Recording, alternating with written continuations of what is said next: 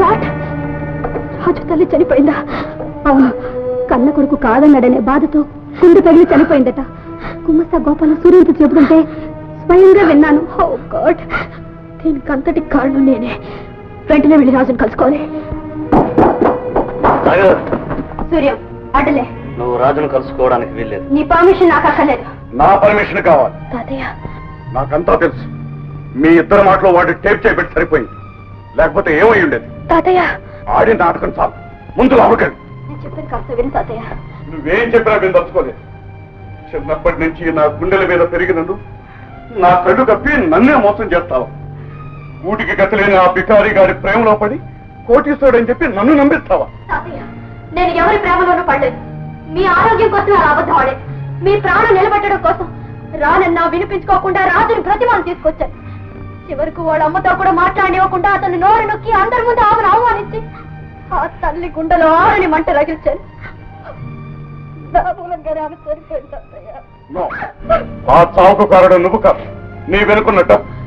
ఆ డబ్బు కోసమే వాడు కన్న తల్లిని కూడా కాదన్నాడు. కరెక్ట్ మామయ్య, డబ్బు కోసం అలాంటి వాళ్ళు ఎంతకైనా తెగిస్తారు. సూర్యం, నువ్వు రాజుని గురించి మాట్లాడుతున్నావా? రాజు పేదవాడే కావచ్చు, కానీ నీలాంటి నీచుడు మాత్రం కాదు. నార్మల్, ఇప్పటికే నా పరువు గంగపాలైంది. ఎట్టి పరిస్థితుల్లోనూ ఇక ముందు నువ్వు వాడిని కలుసుకోవడానికి వీల్లేదు. నో, నేను రాజుని కలుసుకునే తీరాలి. అంతవరకు వచ్చావు అన్నమాట. అదే నీ నిర్ణయం అయితే మళ్ళీ ఇంట్లో అడుగుపెట్టే అర్హత నీకు లేదు. నేను ఒక నిర్ణయానికి వచ్చాను. నా జీవితానికి ఒక అర్థం అక్కడే వెతుక్కుంటాను. జీవితార్థం రాజుతోనే ఉండిపోతాను.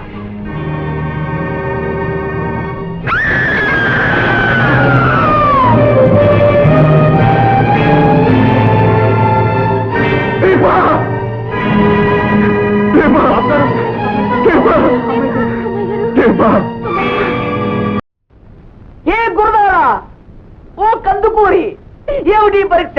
నా ఉద్యమానికి సహకరించే వితంతు ఒక్కరు లేరా? ఎవరది?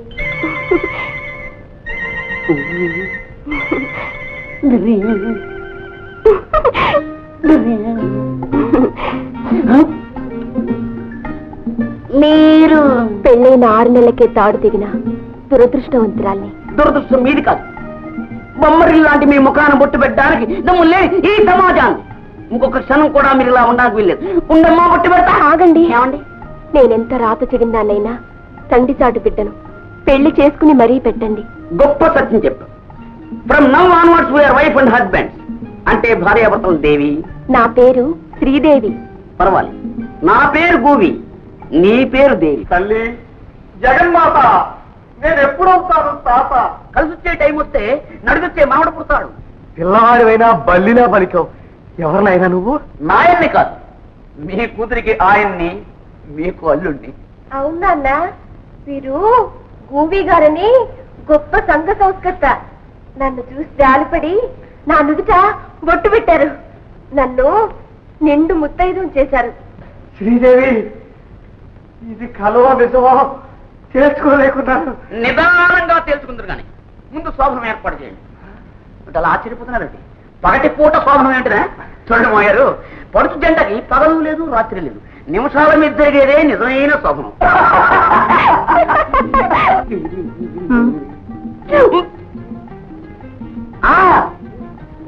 నాలుగు తగిలిందో లేదో నరాలు జివ్వు అంటున్నాయి. ఆకు ఒక్క కాంబినేషన్ లేదు, అద్భుతంగా ఉంది. అదేమిటండి, అంతా మీరు ఒక్కరే నవ్వులేశారు. ఈ ఆనందం ఎంతైనా నవ్వులేయగలను. చాలండి. ఆనందం అంటే మీరొక్కరే మేకల ఆకులు నవ్వడం కాదు. ఆలు మగలన్న తర్వాత సరదాలు సరసాలు చెరిసగం పంచుకోవాలి. ముందని వెనకని ఆలోచించకుండా ఒకరినొకరు ముద్దులతో ముంచెత్తుకోవాలి. ఈ పొట్లన్నీ నీకెలా తెలుసు? అదేమిటండి అంత అమాయకంగా అడుగుతారు? నాకిది మొదటి రాత్రి కాదుగా. అవునండి, పడగదిలో వారు చేసిన ప్రతి పని ఇప్పటికీ నా కళ్ళ ముందు కదలాడుతూనే ఉంది. వారెవరు? వారేనండి, నా మొదటి భర్త. దేవి, ఇది మన కొత్త లావాదేవి. గుర్తు చేయకూడదు పాత జ్ఞాపకాలేవి. సరస్వం దోస్తాలనుకుంటే తాకిలో పోయగొట్టు, అంతేకాని చనిపోయి నీ పాత ముగ్గుని బతికించి నన్ను మాత్రం తప్పగా.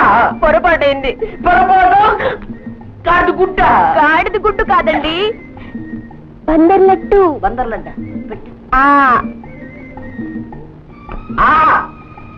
తీపి నీ చేతిలో ఉందో ఈ లడ్డూలో ఉందో నాకు అర్థం కావడం లేదు.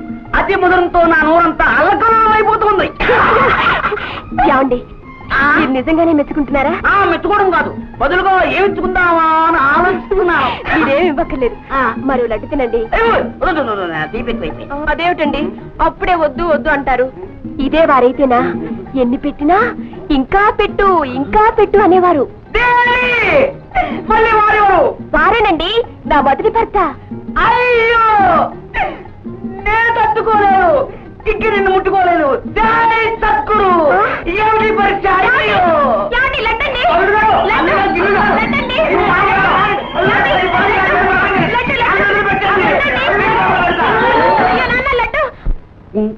జై సద్గురు. సంఘమన్నది మిథ్య, సంస్కారము మిథ్య, సత్యమిది తెలుసుకో నరుడా.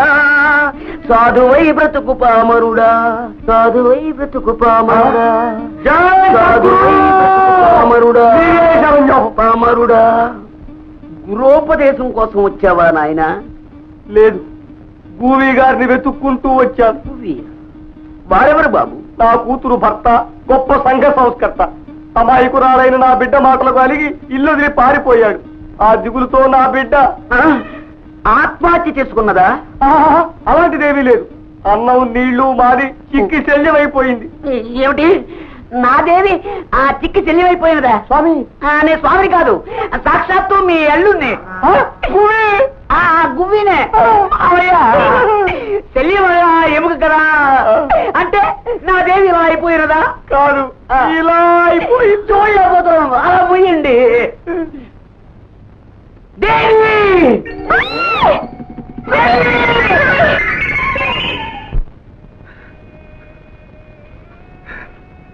దీప, అమ్మా దీప,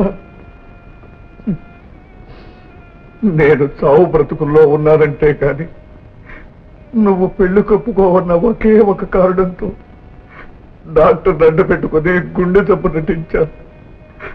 అది ఇన్ని అనర్థాలకు దారితీస్తుందని కల్లో కూడా ఊహించలేదమ్మా.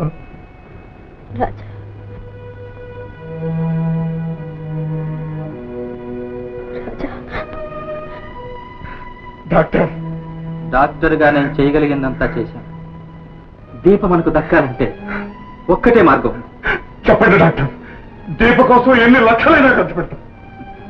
ఇది లక్షలతో కుదిరే తప్పు కాదు. విన్నారుగా, తన వల్ల రాజాకు అన్యాయం జరిగిందన్న బాధ దీప మనసును తీవ్రంగా గాయపరిచింది. ఏ విధంగానైనా సరే తక్షణం మీరు వెళ్ళి రాజాను తీసుకొస్తే తప్ప. నేను వెళ్ళి వాడిని ప్రాధాన్యపడటం? నా స్టేటస్ ఏమిటి, వాడి స్టేటస్ ఏమిటి? సంఘంలో నేను తలెత్తు తిరగాల అవుతా. అది జరగదు.